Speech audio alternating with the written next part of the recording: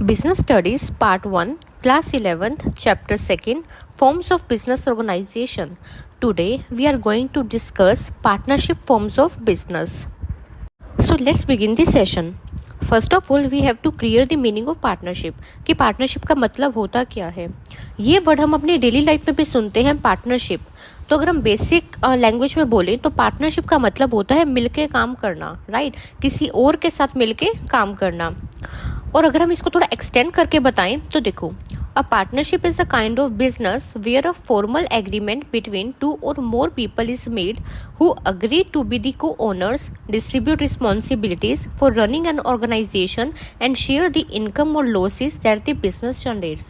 तो देखो, पार्टनरशिप क्या है? पार्टनरशिप एक ऐसा बिजनेस है जहाँ पे एक एग्रीमेंट करेंगे, ठीक है, दो या दो से ज़्यादा लोग, जिस एग्रीमेंट में वो एग्री करेंगे कि हम क्या होंगे, को ओनर्स होंगे, ठीक है, बिजनेस के, और हम साथ में क्या करेंगे, रिस्पॉन्सिबिलिटी को डिस्ट्रीब्यूट करेंगे, साथ में मिलके अपने रिस्पॉन्सिबिलिटीज़ को पूरा करेंगे, साथ में मिलके जो है ऑर्गेनाइजेशन को रन करेंगे, और जो भी इनकम और लॉसेस होगा वो हम क्या करेंगे, वो शेयर करेंगे, ठीक है। सो जो बेसिक यहाँ पे कीवर्ड्स निकल के आए हैं वो ये आए हैं कि पार्टनरशिप में क्या होता है, एक एग्रीमेंट बनता है दो या दो से ज़्यादा लोगों के बीच में, ठीक है, जिस एग्रीमेंट में वो ये एग्री करते हैं कि हम क्या होंगे, हम को ओनर्स होंगे बिजनेस के, हम साथ में मिलके काम करेंगे, रिस्पॉन्सिबिलिटीज़ जो भी होंगी बिजनेस की वो डिस्ट्रीब्यूट करेंगे आपस में, और जो भी इनकम या लॉसेस होंगे बिजनेस में वो आपस में क्या करेंगे, शेयर करेंगे। फीचर्स ऑफ पार्टनरशिप, तो अगर हम फीचर्स की बात करें तो पहला आता है फॉर्मेशन। फॉर्मेशन मतलब पार्टनरशिप कैसे बनेगी, राइट। तो देखो, पार्टनरशिप जो होती है वो रिजल्ट होती है एक एग्रीमेंट का। जब दो या दो से ज़्यादा पर्सन एग्रीमेंट करते हैं कि हम एक पार्टनरशिप बिजनेस को कौन करेंगे, उसको रन करेंगे, तो पार्टनरशिप जो है वो फॉर्म होती है, राइट। साथ में आपको ये भी ध्यान रखना है कि जो हमारी पार्टनरशिप जो बिजनेस ऑर्गेनाइजेशन है उसके ऊपर एक एक्ट लगता है जिसका नाम है इंडियन पार्टनरशिप एक्ट 1932, और यही एक्ट क्या करता है, इसको रेगुलेट करता है, इसको चलाता है। देखिए, the partnership form of business organization is regulated by the Indian partnership act 1932। तो जो पार्टनरशिप है उसको कौन रेगुलेट करता है, Indian partnership act 1932। It comes into existence through a legal agreement between the partner. तो पार्टनरशिप जो है एग्जिस्टेंस में तब आएगी जब एक लीगल एग्रीमेंट होगा पार्टनर्स के बीच में, राइट। नेक्स्ट आता है एग्रीमेंट। अब एग्रीमेंट क्या होता है, जो पार्टनरशिप बिजनेस है, ठीक है, वो रिजल्ट ही किसका है, एग्रीमेंट का है, ठीक है। आपको पार्टनरशिप बिजनेस में एंटर करने से पहले एक एग्रीमेंट बनाना होगा, ठीक है, जिसके अंदर जितनी भी टर्म्स एंड कंडीशंस होती है बिजनेस की वो लिखी जाती है। इस एग्रीमेंट को हम पार्टनरशिप डीड बोलते हैं। So partnership is the outcome of an agreement between two or more person to carry on business.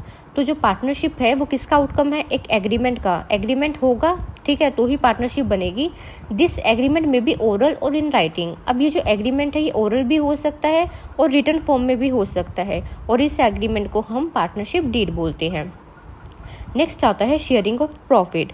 तो जो पर्पस होता है पार्टनरशिप का वो क्या होगा, वो होगा प्रॉफिट को अर्न करना, और जो भी प्रॉफिट एक फर्म अर्न करेगी, पार्टनरशिप फर्म अर्न करेगी, उसका डिस्ट्रीब्यूशन होगा पार्टनर्स के बीच में, ठीक है। किस रेशियो में डिस्ट्रीब्यूशन होगा, जो भी रेशियो एग्रीमेंट में लिखा होगा उस रेशियो के बेस पे डिस्ट्रीब्यूशन हो जाएगा प्रॉफिट का। और अगर कोई एग्रीमेंट में नहीं लिख रखा कि किस रेशियो में डिस्ट्रीब्यूशन होना चाहिए, तो पार्टनर्स जो है वो इक्वल रेशियो में प्रॉफिट को डिस्ट्रीब्यूट कर लेंगे, right. So the purpose of partnership is to earn profit and share the profit among partners as per agreed ratio. Next आता है लॉफुल बिजनेस। अब देखो, पार्टनरशिप जो फर्म है, ठीक है, जो वो बिजनेस रन कर रही है वो क्या होना चाहिए, वो लॉफुल होना चाहिए, लीगल होना चाहिए, ठीक है, वो बिजनेस इलीगल नहीं होना चाहिए, ठीक है। अगर लीगल बिजनेस होगा तो ही पार्टनरशिप होगी, ठीक है, अदरवाइज नहीं होगी। The business to be carried on by a partnership must always be lawful. तो जो बिजनेस है वो लॉफुल होएगा हमेशा। The partnership shall be formed only to perform legal business activity. तो पार्टनरशिप में क्या करोगे, सिर्फ लीगल बिजनेस एक्टिविटी ही करोगे, राइट। एनी रॉबरी और smuggling between any two partner shall not be considered as partnership. तो अगर पार्टनर्स रॉबरी में या स्मगलिंग जैसी एक्टिविटीज़ में इन्वॉल्व है तो उसको हम पार्टनरशिप कंसीडर नहीं करेंगे। Next one is unlimited liability.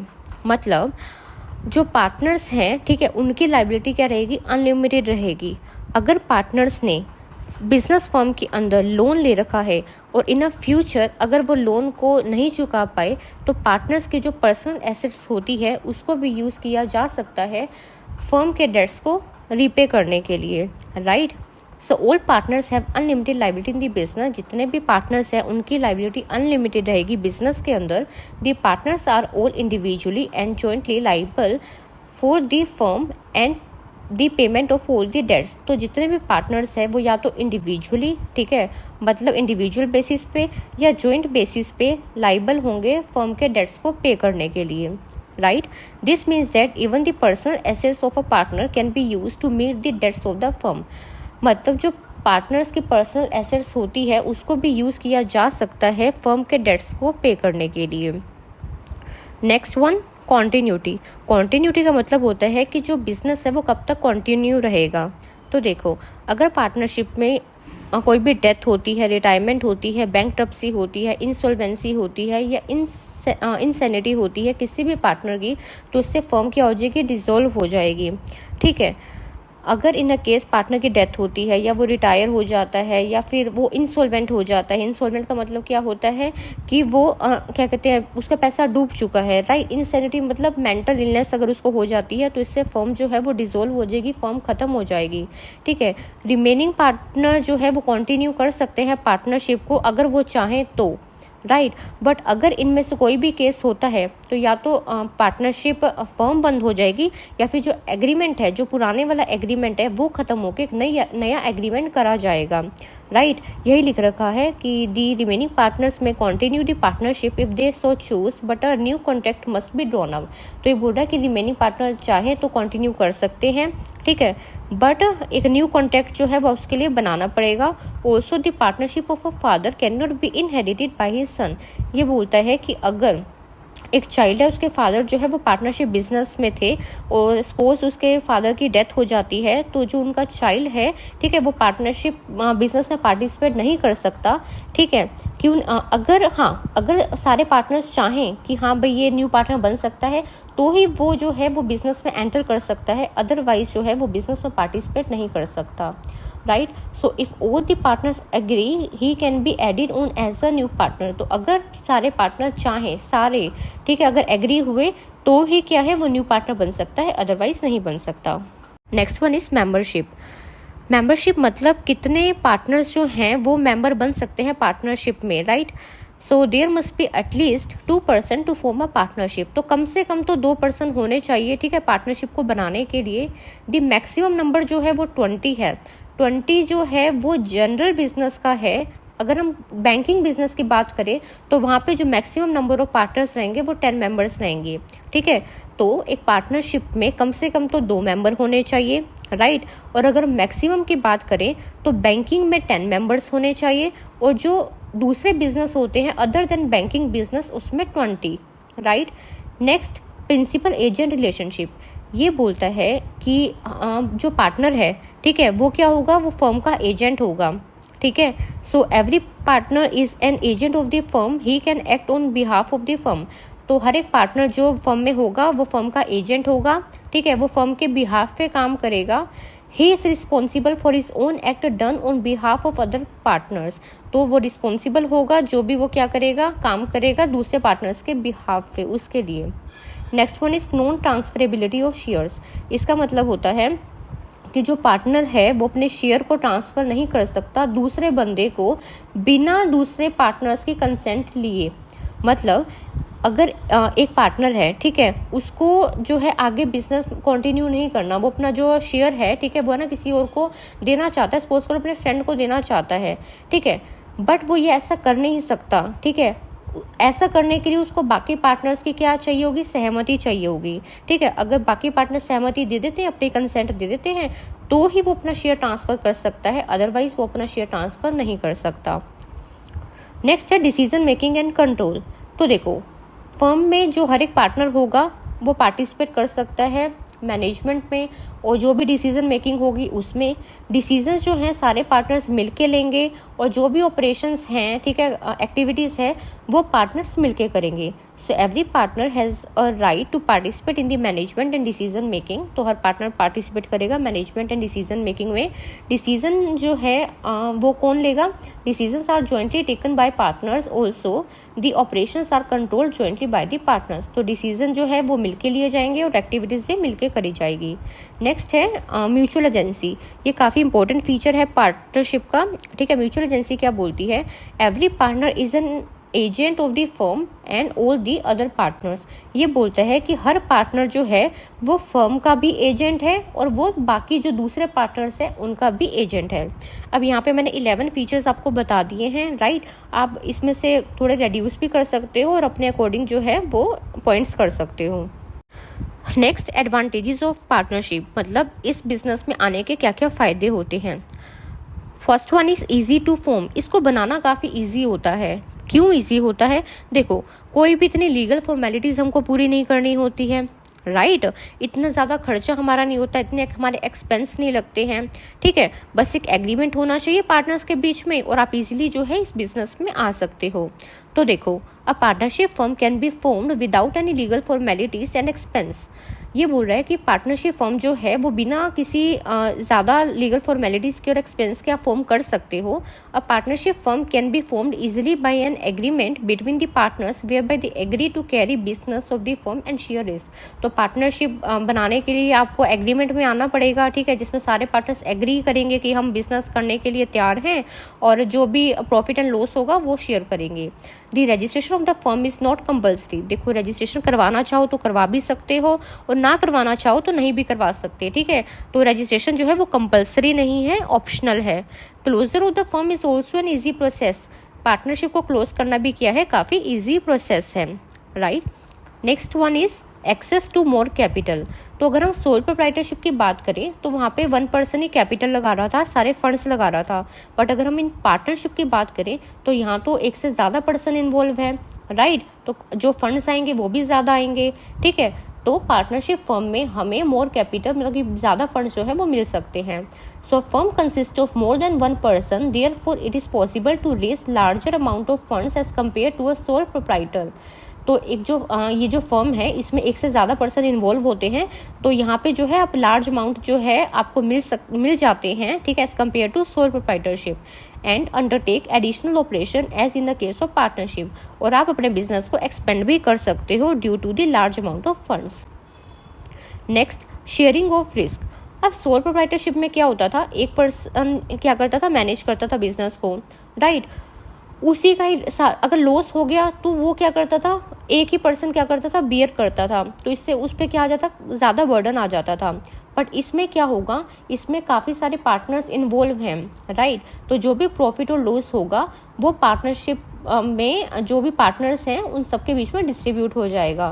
So the risk involve as well as losses incurred in running a partnership firm are share by all the partners. तो जितने भी लॉसेस होंगे वो पार्टनर्स के बीच में शेयर हो जाएंगे। इससे क्या होगा, एंग्जाइटी, बर्डन और जो स्ट्रेस होएगा इंडिविजुअल पार्टनर पे वो एक तरीके से कम हो जाएगा, ठीक है। क्यों? क्योंकि जो लॉस होएगा, जो रिस्क होगा वो पार्टनर्स में शेयर हो जाएगा।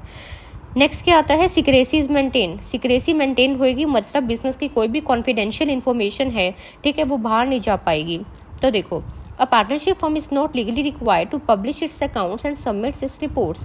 एक पार्टनरशिप फर्म को, ठीक है, ज़रूरत नहीं है अपने अकाउंट्स को पब्लिश करवाने की और अपने रिपोर्ट्स को जो है वो सबमिट करने की, ठीक है। इससे क्या होगा कि जो भी मैटर होगा, ठीक है, बिजनेस का, ठीक है, वो बाहर नहीं जा पाएगा, ठीक है, किसी के साथ शेयर नहीं हो पाएगा।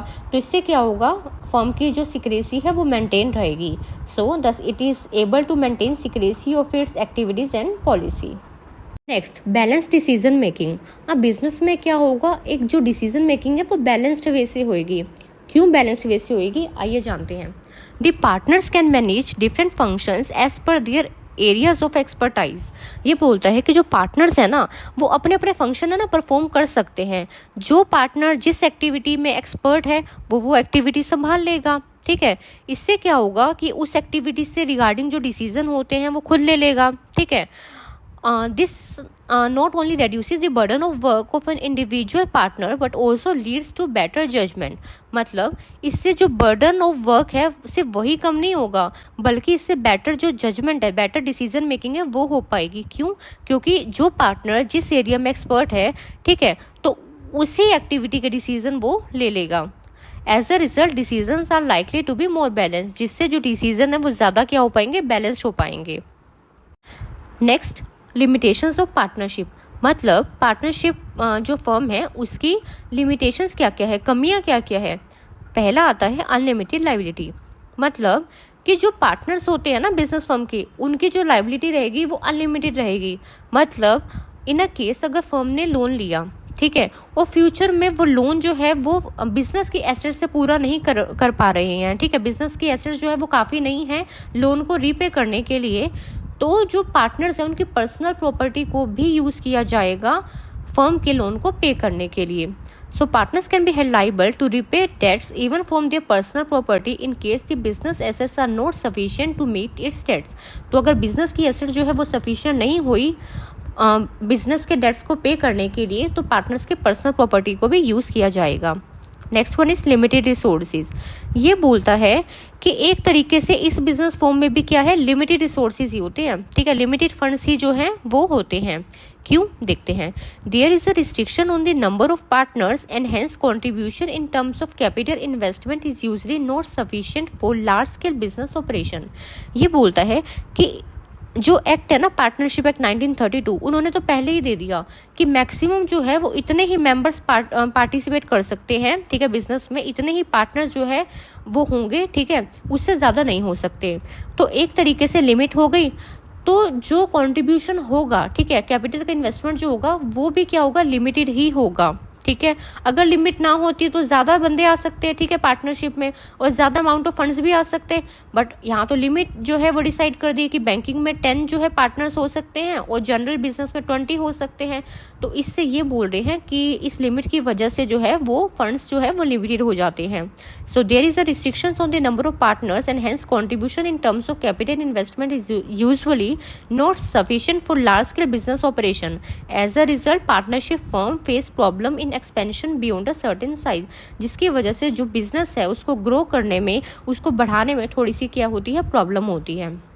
नेक्स्ट है इंस्टेबिलिटी. इंस्टेबिलिटी का मतलब होता है लैक ऑफ कॉन्टिन्यूटी, ठीक है, कि बिजनेस जो है वो लंबे टाइम तक कंटिन्यू जो है वो नहीं रह सकता ड्यू टू सर्टेन इवेंट्स, ठीक है. अब partnership firm does not exist for an indefinite period of time. तो जो पार्टनरशिप फर्म है वो लंबे टाइम तक जो है वो एग्जिस्ट नहीं कर सकती.